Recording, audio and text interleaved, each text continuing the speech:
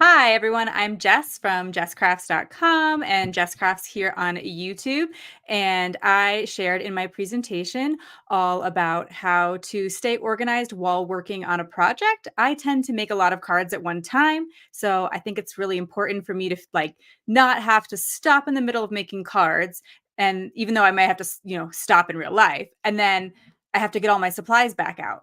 But I don't want to leave them like all over the table either. So I've kind of come up with some solutions for that. And in my presentation, I shared about that. And I also, as a freebie, I shared a paper busting template because that is the main thing I like to do. I love to work with pretty patterned paper to make simple but fun cards. And so I'm excited to answer any of the questions you guys have about organization. Do you ever get cluttery when crafting because you are in the zone and don't want to stop to organize? Absolutely. um, right now, my desk is like mostly cleaned off behind me. I gotta be careful about bumping it. Um, and that's where I work behind me. And then I'm at my like computer desk right now.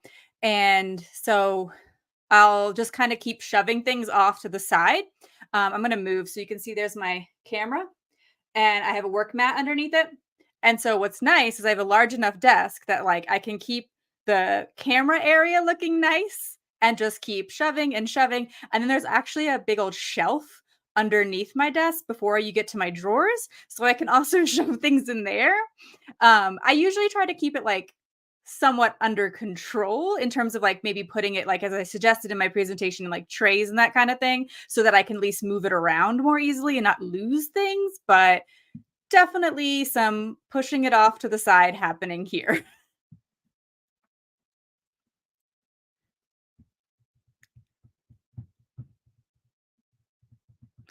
I guess I'm not sure. I can't see the chat right now. So I don't know if we have some other questions. Do you stand or sit while crafting? That desk behind me is a standing height desk. So it is countertop height. And so that's how I do most of my crafting. I find it to be helpful especially when I'm filming. But then I do have this desk over here, which is a sitting desk. So sometimes if I am like coloring or something that I'm kind of standing there for a long time or something, I'll come over to my sit down desk and work on a few things. This is also usually where like I have a laptop, but my computer is usually on this desk. So it's a little bit easier to like watch another video or something while I'm getting that step done. So I guess a little of both. So I craft off the top of my head. I start with the general idea in mind, but end up going down the rabbit hole of too many options or techniques. Help. So it's kind of what I do. I give templates for crafting. And I hope that my video is showing through today. We're having a bit of a spring storm here. And so we have snow, quite a bit of snow on the ground. And therefore, our lights have been flickering and that kind of thing. So anyway, I have binders full of paper busting templates. And so that means that um, I have a way of giving you like a starting point. So for instance, you'll see that it tells you to take a 12 by 12 piece of paper and here's how you would cut it. And then here's the card that you could make from it. And then you can go to town on terms of embellishing or that kind of thing. But it's saying if you start with this size paper and cut it according to the directions, you can at least get this. And then you can add all your creativity on top of it, but you don't have to know what to do to start with. And it's really great if you like to use up a lot of your patterned paper. So I think these can be quite helpful to people who kind of don't know where to start. Um, and so hopefully that's helpful. But in terms of techniques, you know, I think I gotta say, go to somebody like Ardith or Tiffany Solario because I feel like they both are like really good at teaching lots of techniques where I'm over here like, this paper's pretty. I'm just gonna use it. How do you create your sketches, software or just draw them? So I usually start by basically kind of like imagining them in my head, which sounds kind of silly, but like because I need to work with like certain measurements, I'm kind of thinking like, okay, well, if I cut a 12 by 12 paper into like I can only the idea behind my sketches is that you're going to make the same exact card across one piece of paper. So if I'm making a cut, it has to come evenly into the paper. So like I couldn't do something that was 2.5 wide across 12 by 12 paper without having some leftover because like 2.5 times 4 would be 10. I'd have a 2-inch strip left. So I could use that or I could use that for another piece. Or I'd want something that was evenly broken across the 12 by 12. So like my brain has started to do a little bit better in terms of like quick division and multiplication and things like that. So I definitely start there with like, okay, well, what could I evenly divide this particular size paper into? How is that helpful? That kind of thing. I do often sketch them on paper. So I'll keep like a notebook in a backpack that I carry around. And then, if I have some free time, I'll sketch it or I'll write down the measurements that I'm thinking of in my phone if I don't have my sketchbook. And then to create the final sketch, I use Google Draw and you can create different sizes in that. Oh, I live in Colorado. So, we get snow all the time here. It doesn't really matter. Um, we gotten snow in May most of the time that I've lived here. So, we get spring storms. How do you organize leftover paper?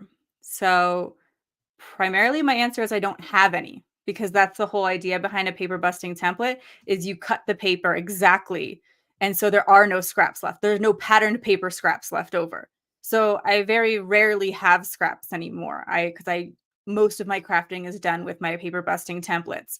So I don't have a great answer, but I'll tell you what I would do is generally I store my paper, my 6x6 pattern paper in like quart size zip top bags. And if I had a scrap, I would just put it in the zip top bag. And then I have like a different size. I have different size zip top bags that like work with all of my different pattern paper. Like I found a size that works well for 6x8 pattern paper. 12 by 12 pattern paper works with like those 13 by 13 bags, which I've used like, I think they're 2.5 gallons because I've gotten them like at the grocery store type thing in the past. And so similarly, if I have any scraps, I could just put them in that bag. Also for my cardstock, which I do when you use my templates, you will have cardstock scraps. And I do talk about how to use those in my regular videos. But when I do have cardstock scraps, I store my cardstock in job ticket holders. And then I just put the scraps right in the job ticket holder because each holder only has one color of cardstock. So any scraps can go right in there. And then when I go to make the next paper busting template, I usually will go to my scraps first unless the particular cut that I'm making like would work really, really well from a 8.5 by 11. Like if I start with the full sheet, I'll actually be more efficient. Then, I won't go to my scraps. But basically just like in with the paper because I don't want to have a separate system that takes up, in my mind, that takes up more room in your craft space because then you have to find a whole separate storage system. And I think that Natasha Foote was talking about that. Like she keeps her like little bits in the back of her stamp sets and that kind of thing. And like I think that's similarly brilliant. Like, that way we're not coming up with a separate storage space. How do you keep your stuff in your trays safely? So if I'm leaving the project out to continue later, where do you keep them in your room? I tend to pile my pages in iris containers on the floor. I think iris containers are a pretty good solution too because those have like lids on them, so they work similar to trays. Um, Honestly, just on my desk back there, I usually just leave my trays stacked up, but um,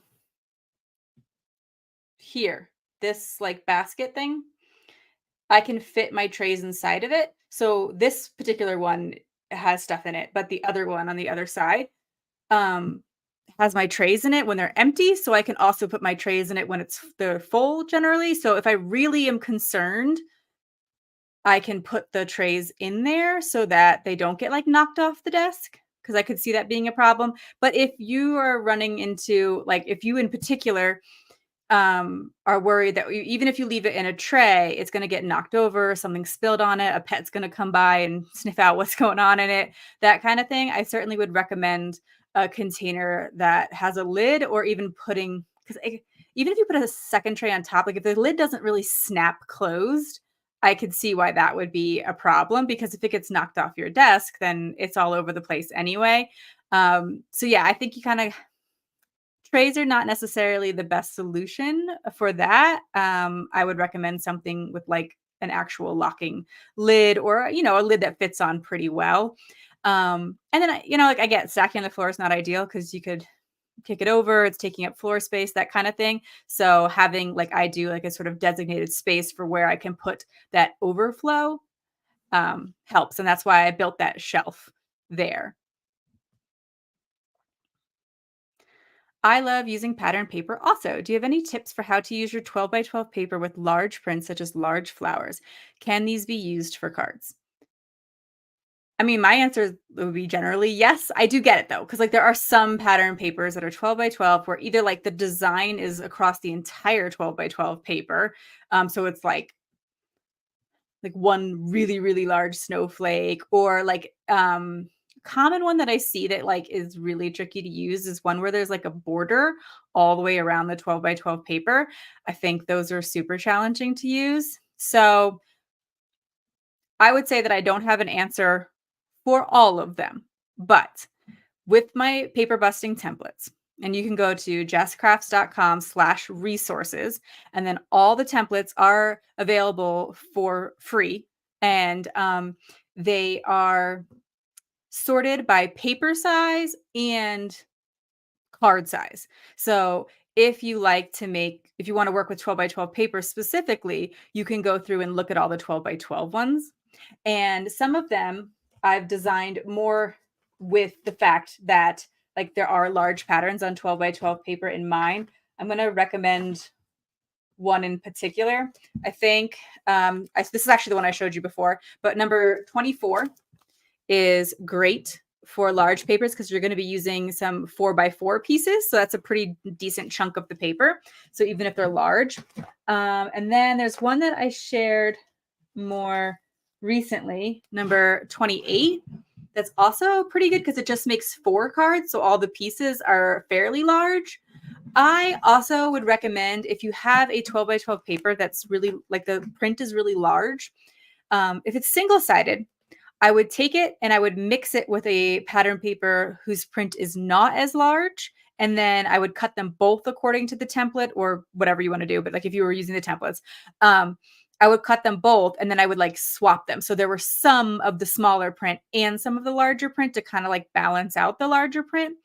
And but if also a lot of pattern paper is double sided. So if it has a really bold print on one side, it might have a smaller print on the other side, and in which case I would just turn some of the pieces over. Your prepared video was excellent. I really like using clear 5 by 7 photo boxes also to store project items. Yeah, I think that the 4 by 6s are a little small, but the 5 by 7s work really well because your A2 size card should fit inside them as well. So like the 5 by 7 iris cases, once you have your things cut down small, are a pretty helpful solution. Where do you get your little Ziploc bags? Um, at the grocery store, at the craft store, and on Amazon. So kind of like a variety. So the quart size bags are available at like grocery stores, discount stores. I like the freezer ones because they're a little bit thicker. And then the same thing for 12 by 12 paper. You can get the 2.5 gallon at most grocery stores. They're a little bit less common. 8.5 by 11 paper is really close to a gallon size bag. I thought I might have some next to me, but I don't. But like the 8.5 by 11 paper or cardstock sticks out of them just a little bit. And so those are all like really readily available, at least here in the US. And then, because I realized those are like all US sizes. But then on Amazon, you can look and get a lot more specific, but also I think there's a place called like clearbags.com. I don't think I've ordered for them in a long time, so I wouldn't um not vouching for them per se, but like something like that you could look into. And craft stores will often sell them like in the jewelry section actually, because they're like for storing small amounts of beads. Those aren't as helpful. I do use them for like storing small embellishments, but for the ones I use for my stamps, for instance, they are, I believe, 5 by 8 zip top bags. I like the 4 mil thickness, I think is how you find it. I have linked them in videos in the past if you want to check out my channel for something more like direct, like it'll literally be like, hey, this stamp set, I use this size bag, that kind of thing that might be helpful. Could we see the finished cards from the templates that you gave us? I like to see the finished card. It helps me know how to pick my paper. Um, I don't think that I could find finished cards for them right now. But when you go to jesscrafts.com/resources and you see the name of the template, so the ones that I gave you are 6 by 6 paper busting templates. So you go to jesscrafts.com/resources, 6 by 6 paper, you find the number of the template, which should be right on there. And then you can click the coordinating blog post and it will show you like there's a coordinating blog post for every template, which will show you a picture of a completed card. So I'm sorry I can't like pull them up right here. Probably, I mean, honestly, the ones that I made for those templates have probably been donated. And so even if I could, they're probably not my craft room, even if I could find them quickly. Um, do you have any suggestions on how to decide what to keep on my desk as I have too many supplies on my desk? I mean, you've probably heard this before, but I'm gonna think first of like, what do I reach for every single time I craft? And that's what I put on my desk. So, um, behind me, next to this unit on the other side, it's always like hard to point, but like that is my adhesive. I use a Scotch ATG, and so I'm gonna reach for that every single time I craft. Up here behind my camera is my glue. I'm gonna reach for that every like my liquid glue. I guess if honestly, I don't reach for it every single time, but most times. Here is I have like scissors, um, a pokey tool. I don't know what you call those things. A spellbinder's tool in one for like getting little things out. Although I think that has like a pokey tool on it, so I probably have excess.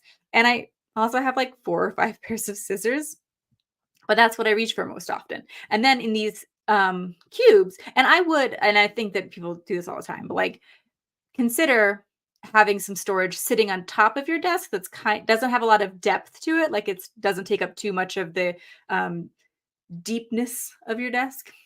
And then I like that these are closed storage, so I don't have to see it all, but it's all really close. So like one of those has pre-made card bases in it and envelopes, that kind of thing. So I could use those quickly. Another one has like images that I've already stamped and cut out, or I've printed from a place like Creative Fabrica and I've already cut them out. One of them has like a whole bunch of like random like an embossing tool, like the powder tool, and shimmer spray, and just like a bunch of things like that. But I don't have to see all those little things. So if that's kind of part of it, like it feels like a lot because you have to see it all. I like that these cubes, and I'm actually replacing this unit very soon, but I'll keep the drawers. I've built myself a little bit sturdier of one. Where in your craft room would you still like to get better organized in? Um, so yesterday I was watching some other presentations and I was still like going through and purging some supplies, some things that I didn't need. Mostly luckily things that like people had given me like, "Oh, you like to craft, I'm getting rid of this stuff. Do you want to look through it?" And so at least I'm getting better about not buying things I don't want in the end. I mean, they're perfectly nice supplies. I just like I can only use so much. And I would rather donate them to like an arts and crafts thrift store so that somebody else could get use of them. And if you're looking for places to donate your craft supplies, I do have a whole list of arts and crafts thrift stores on my website so that people can, basically find new supplies, but that aren't new to you, but, and then, also most of them then accept it, and so then you can really feel confident that your supplies are going to be going to a place where they'll be used. Although there's many other great places to donate them, and they're mostly in the US and some in Canada. But anyway, so where would still want to get organized? I definitely I don't know, I have a very small well, I have a smaller space. I am incredibly lucky that I have a room that I can basically dedicate to crafts. And I mean, obviously I do my work for on my computer here as well. But um, so it's about like 9 by 10. And I think when you have, and I don't like it it has French doors on one side and a big old window on the other, which kind of limits how much stuff I can put in it in terms of like it basically eliminates most of two walls. And so you have to be careful about filling that space or start like kind of like feeling boxed in. Like, sure, I could hang up shelves and along the walls over there or whatever. Like and I could fit more stuff in here, but then I'd get overwhelmed. So I think that I don't know, I don't really have a place that I'm like, I really, really need to fix this. It's really, really terrible. I don't have a junk drawer or anything like that. But I do find my storage ever evolving. I started cross stitching about a year ago now. And so I had to figure out how to fit that in a portion of this room. And so like it's most of that cart there, but then I'm like starting to outgrow that. So I guess actually the area that I need to get organized is my cross stitch stuff, but that's not as helpful to you guys because we're talking about paper crafting today.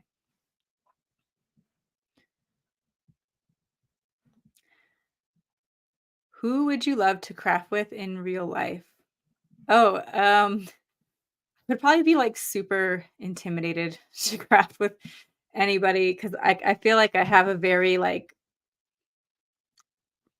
prescribed way of crafting. So I like tried to do a craft class, not really a class, but like um a couple of my friends got together and I was like teaching them how to make cards with my paper busting templates. And like I felt like really silly being like, "Oh yeah, you have to do this precisely and whatever," but I didn't want them to feel like intimidated. So like I get a little bit like intimidated when crafting in person, ironically. So oh, that's a tough question. I mean, there's a lot I guess I should craft with somebody who can teach me something, and which would be pretty much anyone because, like, what's coming to my mind right now is, like, how, Tiffany Solario does, like, a lot of really cool stuff with distress, and I think Juliana Michaels too. So, maybe one of them because I do have an entire drawer of distress oxide inks and, like, I don't know what to do with them besides I know how to, like, ink blend, but that's about it. So, someone who could teach me something. Where do I look for inspiration? Um, I I try to be careful about because I don't wanna, like, copy someone else's designs when I'm making a template. So, I try to be aware of that so that I'm not, like, taking anyone else's ideas. Um, but I guess I look more, like, at graphic design type stuff. So, like, the way a magazine page is laid out or, like, an advertisement or something like that. Um, but I don't know. I mean, I watch some crafting videos for sure, and, like, I mean, Ardith has great videos, and so, um but yeah, I try to be careful about being too inspired by other people, if that makes sense.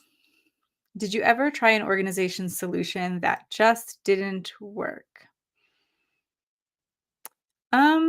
I guess I didn't really try it, but stamp pockets are very, very popular, and you putting them in the bins, and it works. Sorry, I'm like getting jittery now, so I'm like swinging around my chair, swivel chair. So stamp pockets, they work really great for a lot of people, and they put them on shelves. I have IKEA Alex drawers behind me, the like shorter ones, and I found that when I turn my stamps on their side, they fit in those drawers perfectly, but they stamp pockets wouldn't. They were too wide. And so when that was super, super popular and like stamp pockets had just come out, everyone was doing it. They the stamp pockets didn't work for that system, and everyone was like taking out the backer sheets of their stamps, like so like the sheet that says Lawn Fawn or Gina K or whatever on the back of it, um, and or cutting them down and then relabeling them. And I didn't like doing that. I really liked keeping the backer sheet, and my system with my drawers worked for that. So I kind of knew it didn't work. I didn't really try it, but, like, it was one of those things that was really hard to resist because it felt like that's what everyone was doing, and shouldn't I do it too? Like, look how pretty, because like, also their uniform, like, because everyone would have the white backgrounds with the stamp set in front of it, and you could see the stamp so clearly, um, and I guess if it were sitting out, I would probably like something like that, but because they're hidden in my drawers, I don't care. There's all kinds of colors and that kinda thing with the backer sheets, so I'm not knocking it, like, I mean, if it works for you, absolutely, it looks beautiful. I just, like, it wasn't ideal for what I was doing or what I liked to do.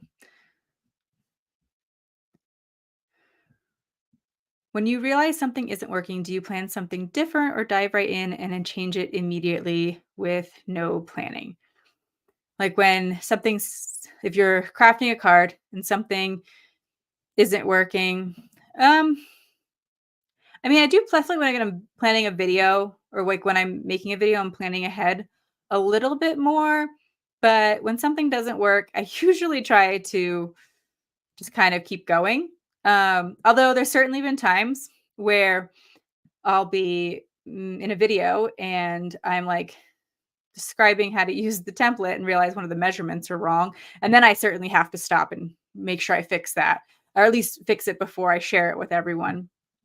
But in terms of like, I don't know, there's different ways to get around things. Like I don't do a lot of like inking and that kind of thing. So it's not like I usually make a mess on my project. But when I did, I certainly would just be like, all right, well, then you put an embellishment over it and keep going. So I definitely probably lean more towards the keep going strategy, or just like, if I cut a paper wrong, I'm probably gonna restart just because of the particular like way I craft in terms of like um sharing like I'm just giving specific directions. So if I mess up those specific directions, it's not very helpful to people to keep going wrong. But in terms of more simple mistakes, I just keep going. Okay. So I hear that it is all time. It's time to wrap up everything. So I hope this gave you guys some insight. I would love to keep chatting in the Facebook group. I've been checking it to see what you guys are all up to. Like I said, I've been organizing right alongside you. I was doing a purge yesterday, cleaning things up, and I hope that you guys are all finding the content of the summit really helpful, because I'm loving the presentations and I look forward to, yeah, just continuing with throughout the weekend. And you can find me at jesscrafts.com or Jess Crafts here on YouTube. And I'd love to have you follow along.